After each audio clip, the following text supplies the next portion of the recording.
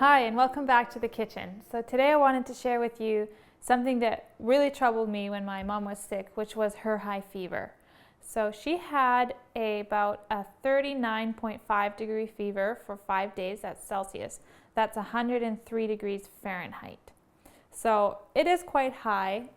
You want to be very careful not to keep it for too long because it can cause brain damage, which is something that worried me. I didn't want her to have long-lasting effects after this whole thing as well. So she had a fever for about 2 days, and what we did for that during those 2 days was we just did a cold cloth on her head to help keep her brain nice and cool. So we would just keep soaking it and keeping it low as possible for her head. But we didn't really want to stop the fever, and the reason why is because the body naturally brings up your body temperature so that it can kill viruses. Something I learned recently was that your body has to be at around 36.8 to 37 degrees Celsius in order to kill viruses. And that's why Spirit of Prophecy talks about keeping your body evenly clad. And what she means by that is making sure that the clothing that you're wearing covers evenly over your extremities, with your limbs.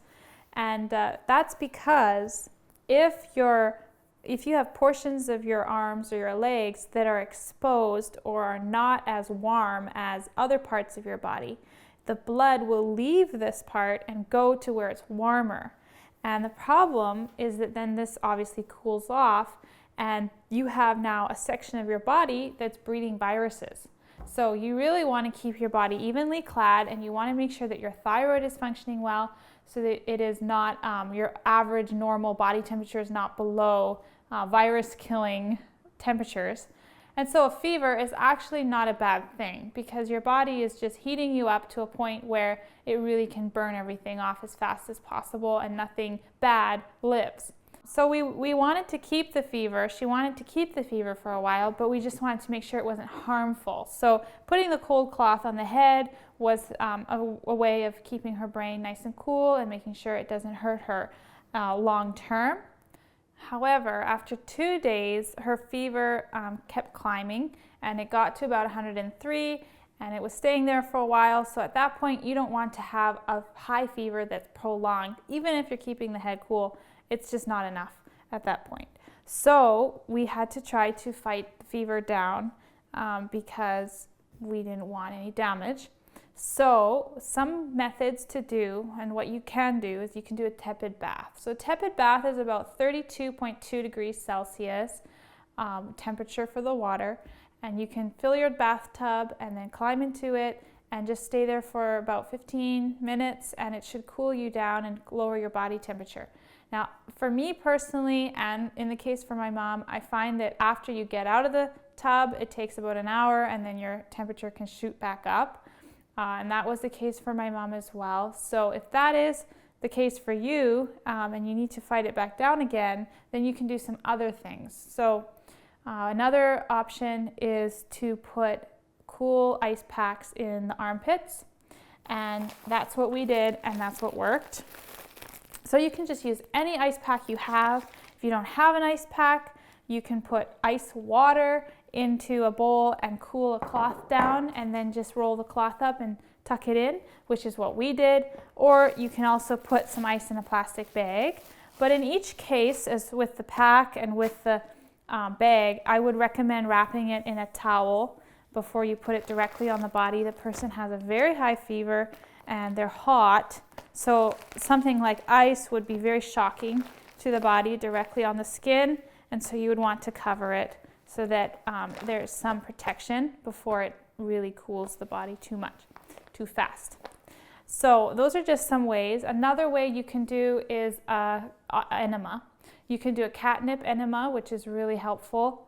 We didn't have an enema board or kalemic board, so you could use that if you have it. If not, then you can try some of the other methods. And another way is also ginger.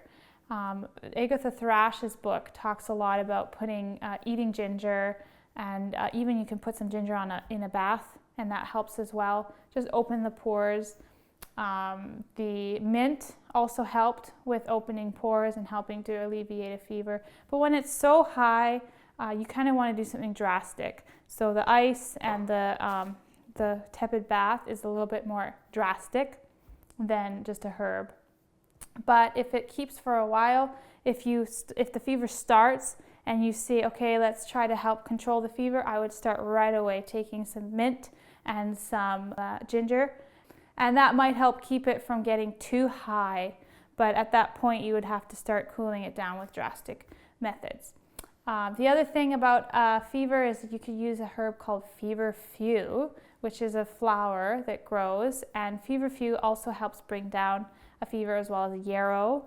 Yarrow grows very readily in our country here. It's a wild herb, so you can harvest some and put some in the bath with you, in the tepid bath, and that helps bring down the fever as well. So those are just some methods. Hopefully it helps you. It was very scary for me when her fever was staying too high, so I was looking at everything I could possibly do, reading Jethro Kloss's book, reading Agatha Thrash, and these were some methods that I read about, and this particular one that helped was the ice packs under the armpits. So if you are in that situation, hopefully some of these tips will help you. God bless.